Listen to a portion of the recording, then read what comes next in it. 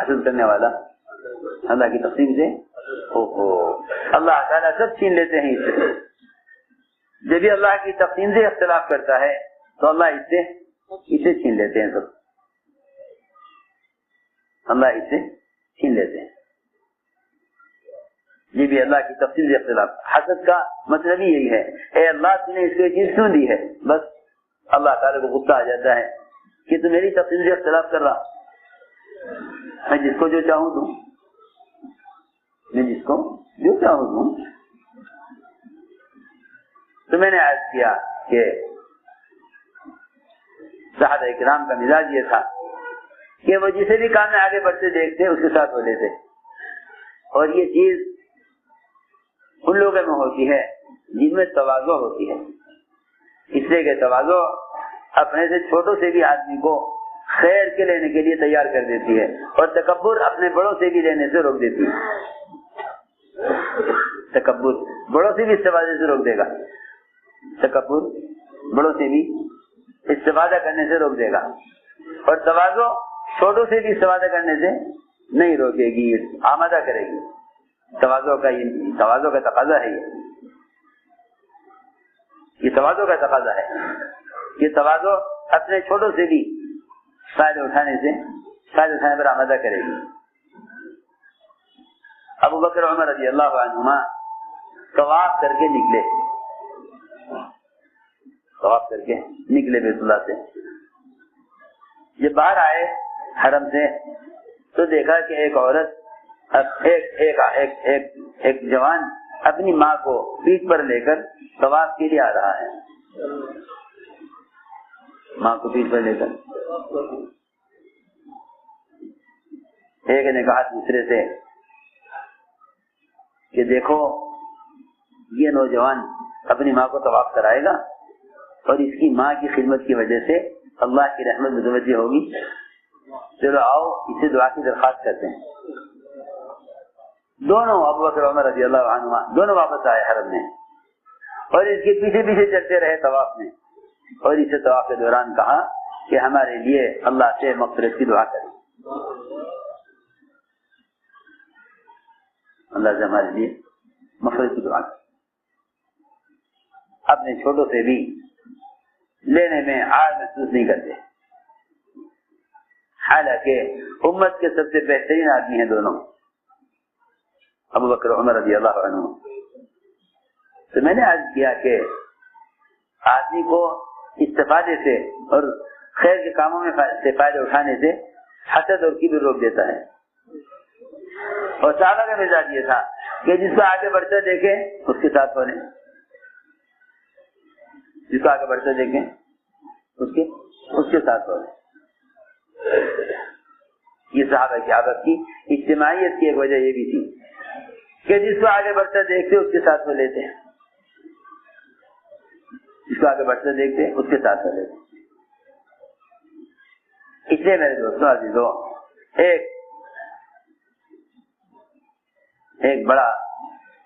بڑی صفت یہ ہے کام کرنے والوں میں, ایک بڑی صفت یہ تھی صحابہ کرام میں کہ وہ اپنے چھوٹوں سے بھی استفادہ کر لیا کرتے. اور یہ بھی یاد رکھو کہ اطاعت کا امتحان اللہ تعالی اس طرح بھی لیتے ہیں کہ بعض مواقع ایسا ہے کہ آپ نے کبار صحابہ پر حضرت اسامہ کو امیر بنایا,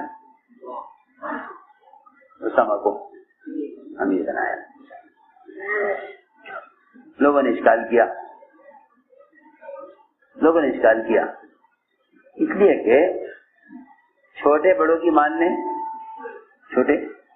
ماننے یہ اطاعت کا کمال نہیں ہے.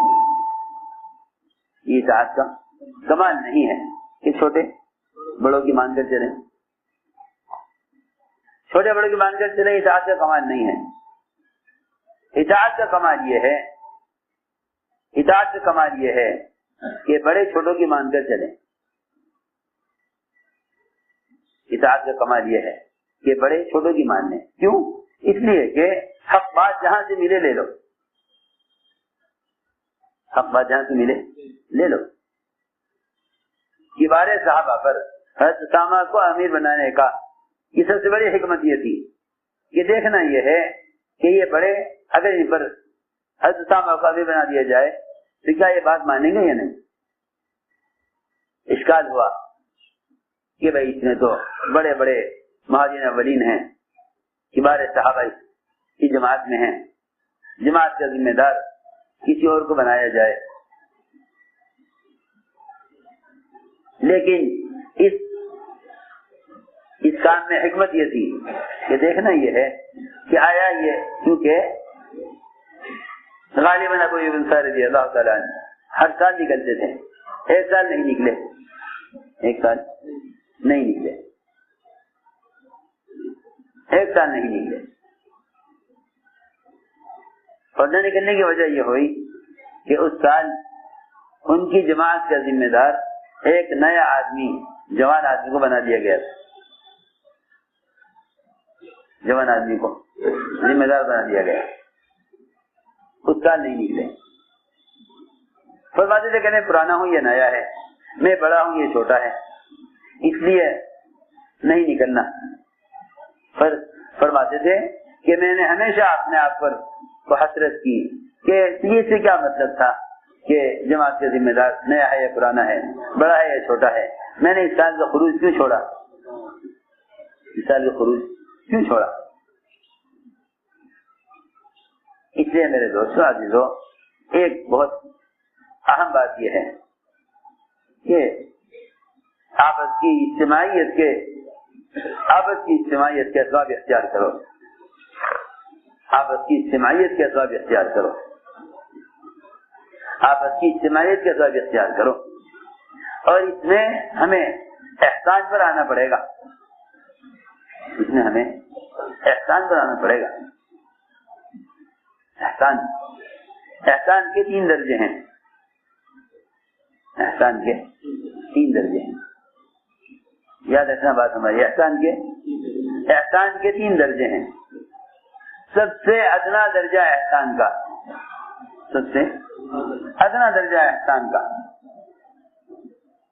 احسان کا سب سے ادنا درجہ یہ ہے کہ آپ اپنے محسن پر احسان کریں. احسان کا سب سے ادنا درجہ, جسے لوگ سمجھتے ہیں کہ بہت اعلیٰ درجہ ہے کہ بھئی آپ پر کسی نے احسان کیا, آپ بھی اس پر احسان کریں. جسے لوگ سمجھتے ہیں کہ بس یہی کافی ہے.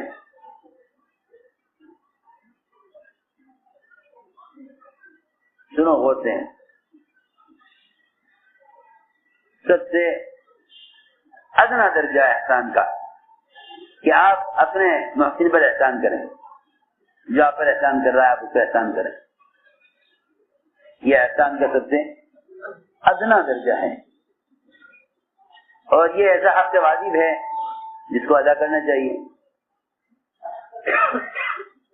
اذا حییتم بتحیۃ فحیوا باحسن منها او ردوها, کوئی تم پر احسان کرے تمہیں چاہیے کہ اس کو بھی تم وہ چیز دو جو اس نے دی ہے یا اس سے بہتر دے دو.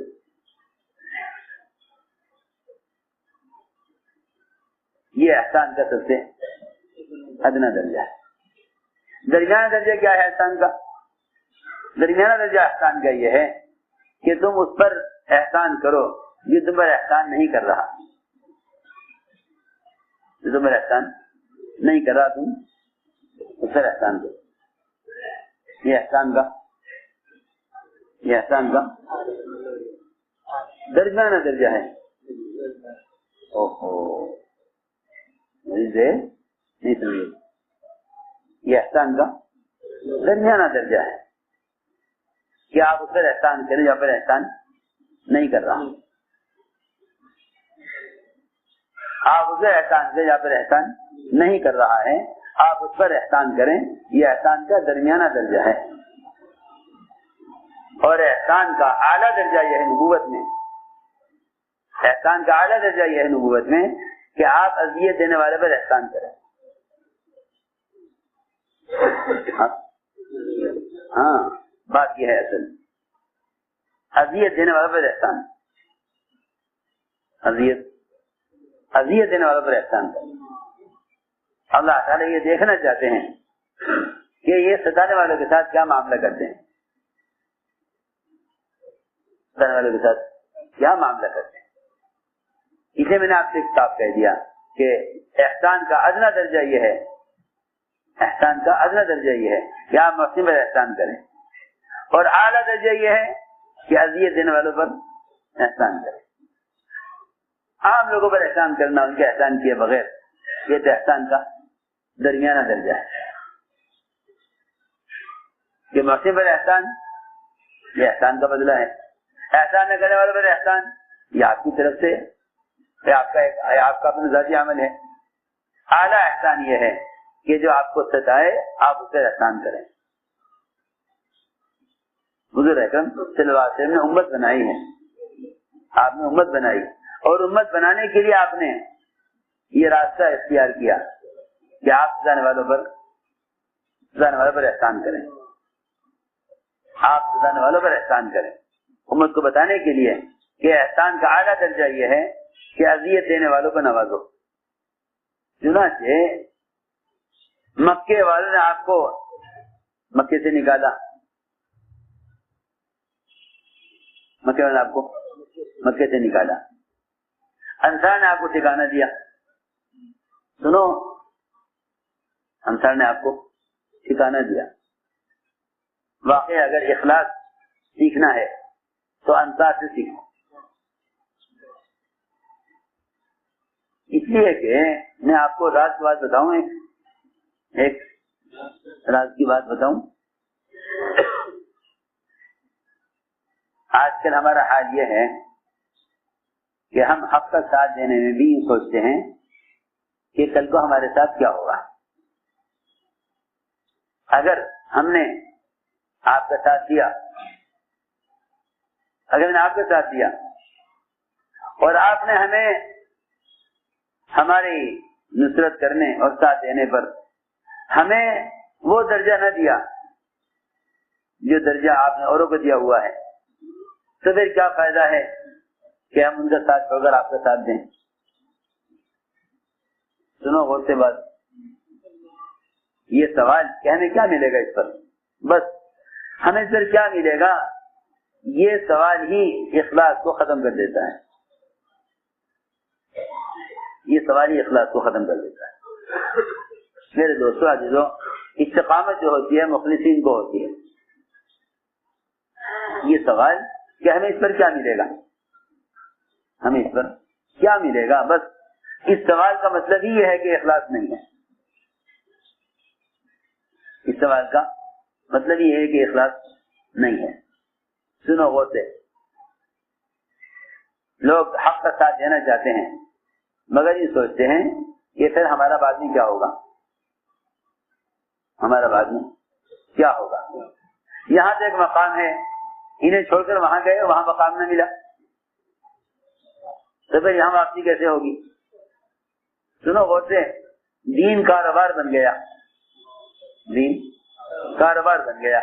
کیا مطلب کاروبار کا, کہ اگر میں دکان چھوڑ کر ملازمت شروع کروں تو پتہ ہے ملازمت ملے گی یا نہیں, دکان بھی جائے گی. اور اگر ملازمت چھوڑ کے تجارت شروع کروں تو خبر نہیں دکان چلے گی یا نہیں, ملازمت بھی جائے گی. یہ معاملہ ہمارا دین کے ساتھ ہے, یہ معاملہ ہمارے دین کے ساتھ ہے. میں نے عرض کیا کہ استقامت مخلصین کو ہوتی ہے, وہ حق کو حق سمجھ کے ساتھ دیتے ہیں. چنانچہ مکے والوں نے آپ کو مکے سے نکالا, انصار نے آپ کو ٹھکانہ دیا, انصار نے آپ کو ٹھکانہ دیا, انصار نے آپ کو ٹھکانہ دیا. اور ٹھکانہ ہی نہیں دیا بلکہ انصار نے سارے یہود و نصارہ سے اور سارے کفار اور مشرکین سے سب سے دشمنی مول لی, آپ کو ٹھکانہ دے کر اور آپ کی مدد کر کے. اب نصرت کرنے والوں کا بھی اللہ ایک امتحان لیتے ہیں کہ یہ نصرت کرنے میں مخلص ہیں یا نہیں, نصرت کرنے میں مخلص ہیں یا نہیں. اللہ تعالیٰ نصرت کرنے والوں کی بھی ان کی بھی جانچ کرتے ہیں، ان کا بھی امتحان لیتے ہیں کہ یہ نصرت کرنے میں مخلص ہے یا نہیں. سنو غور سے، یہ امتحان اللہ نے، اور یہ بات ذہن میں رہے سب کے کہ اللہ تعالیٰ امتحان لیتے ہیں مال لا کر، امتحان لیتے ہیں کبھی حالات لا کر، کبھی مال لا کر. فتح مکہ کے موقع پر خوب مال آیا، خوب مال آیا.